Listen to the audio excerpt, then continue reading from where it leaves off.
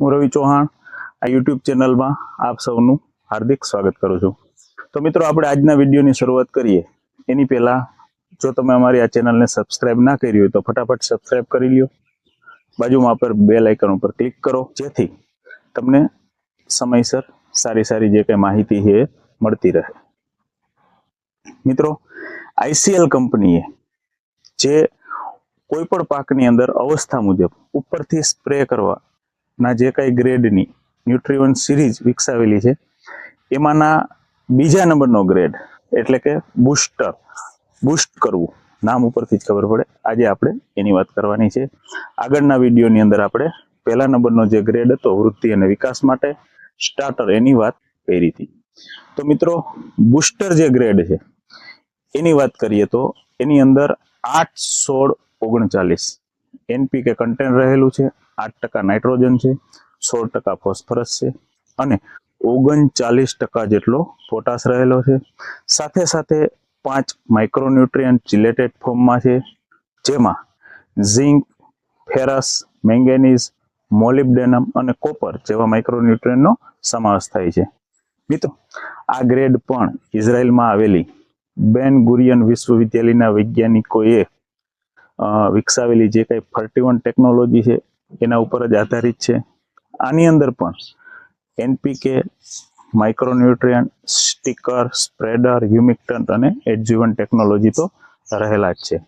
તો મિત્રો બૂસ્ટરને તમે કોઈ પણ પાકમાં ફૂલ અવસ્થાએ ઉપયોગ કરી શકો છો। મિત્રો બૂસ્ટર જે છે એ વધારેમાં વધારે ફૂલ બેસાડવાનું કામ કરશે।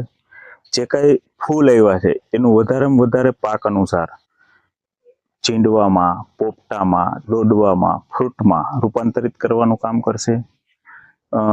જે કાંઈ ફૂલ ખરતા હોય છે, ચીંડવા ખરતા હોય છે, પોપટા ખરી જતા હોય છે એનું ખરણ પણ અટકાવશે।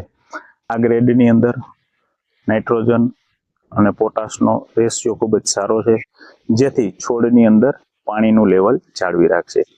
આ ગ્રેડ પણ જે કાંઈ ટ્રેસ કન્ડિશન આવે છે એમાં છોડને ટ્રેસથી ફ્રી રાખવામાં મદદરૂપ થશે તથા વધુમાં વધુ જે કાંઈ ફૂલ લાગે અને વધુમાં વધુ ફૂલમાંથી ફળમાં રૂપાંતરિત થાય એ કાર્યને ઝડપી બનાવશે તથા જે કાંઈ આ ગ્રેડ ભેગા તમે જંતુનાશક, ફૂગનાશક અને પીજીઆર પ્રોડક્ટનો ઉપયોગ કરો છો એની પણ કાર્યક્ષમતા વધારી દેશે।